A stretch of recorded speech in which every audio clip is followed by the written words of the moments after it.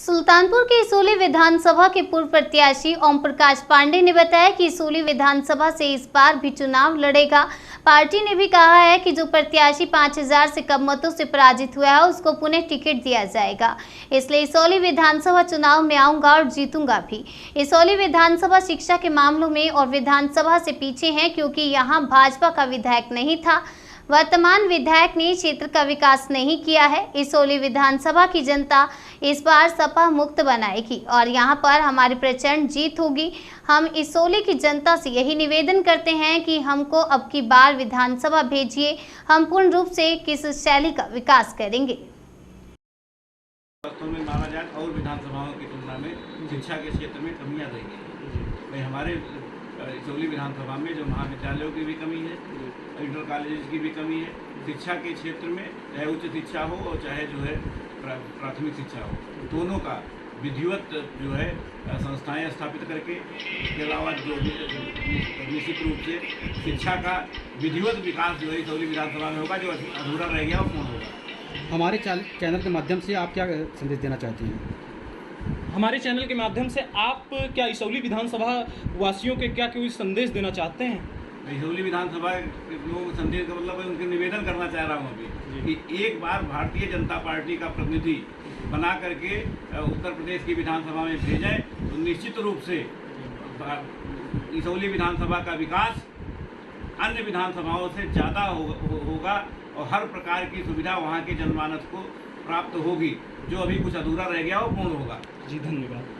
जैसा कि देखा जा रहा है कि 2022 का चुनाव जैसे जैसे नज़दीक आ रहा है वैसे वैसे सुल्तानपुर की सबसे हाई वोल्टेज सीट जो कि इसोली मानी जाती है उसका भी तापमान बढ़ता जा रहा है। तो भाजपा की क्या तैयारियां हैं, आपकी क्या तैयारियां हैं? भारतीय जनता पार्टी की जहाँ तैयारी का प्रश्न है तो भारतीय जनता पार्टी तो 5 साल लगातार तैयारी करती ही रहती है जी। उसके संगठन के सारे कार्यक्रम चलते रहते हैं।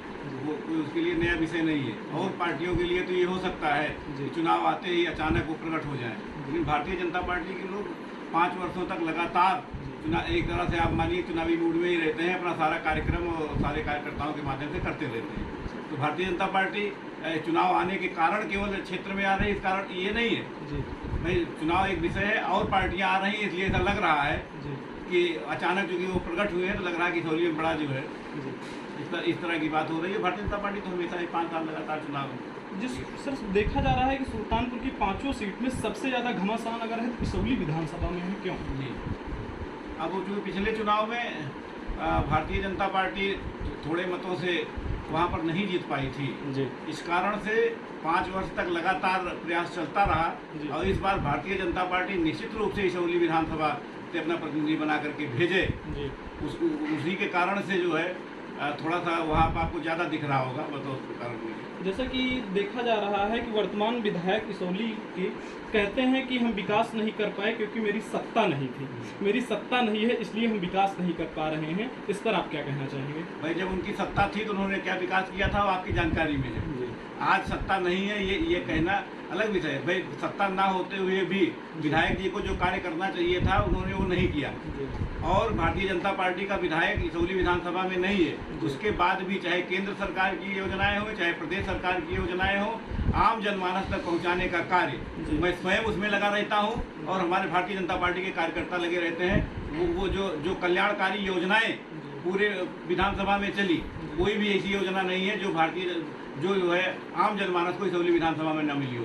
केवल विधायक न होने के कारण कुछ विकास का कार्य अधूरा रह गया। इस कारण से जो विधायक को करना चाहिए था वो जो कि विधायक भारतीय जनता पार्टी का नहीं था तो नहीं कर पाया और जो विधायक वर्तमान है न उन्होंने कुछ किया है। इसके पहले उनकी सत्ता थी तो उस समय भी कुछ नहीं किया था। आज तो खाली बहाना बना रहे हैं कि सत्ता नहीं है, इस कारण से कुछ नहीं हो पा रहा। सर विगत पूर्ववर्ती सरकार में सुल्तानपुर में ट्रॉमा सेंटर का निर्माण होता है, लेकिन उत्तर प्रदेश के स्वास्थ्य मंत्री सुल्तानपुर के ही प्रभारी मंत्री हैं, उनका आना जाना सुल्तानपुर लगा रहता है, लेकिन आज भी वह ट्रॉमा सेंटर 4.5 साल बीत गए लेकिन सुचारू रूप से चल नहीं पाया है। इस पर आप क्या कहना चाहेंगे? ट्रॉमा सेंटर की व्यवस्था हुई जी, ठीक है, भारतीय जनता पार्टी की सरकार के द्वारा ही की गई। इसके पहले हमारे पूर्व यहाँ के सांसद जी वरुण गांधी जी के द्वारा सारे इंस्ट्रूमेंट सारा कुछ है, उसका संचालन इस हो रहा है, कहीं थोड़ा सा टेक्नीशियन की कमी के कारण से उस समय नहीं हो पाया था, लेकिन वर्तमान में ट्रॉमा सेंटर का संचालन हो रहा है। अभी चूँकि कोविड सेंटर ही वही था पूरा और सुचारू रूप से संचालन हुआ उसका।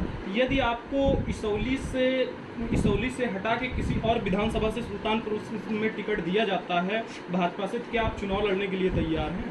भाई भारतीय जनता पार्टी वैसे तो ऐसा करेगी नहीं, क्योंकि इसौली विधानसभा से ही मुझे लड़ना है। क्योंकि भारतीय जनता पार्टी ऐसा नहीं, चुनाव की दृष्टि से भी पूरा सर्वे करा करके सारा कुछ करा करके भाई हमारा कौन सा प्रत्याशी किस विधानसभा में विजयी हो सकता है, ये संपूर्ण संज्ञान भारतीय जनता पार्टी के उच्च पदों पर बैठे हुए पदाधिकारियों को रहता है।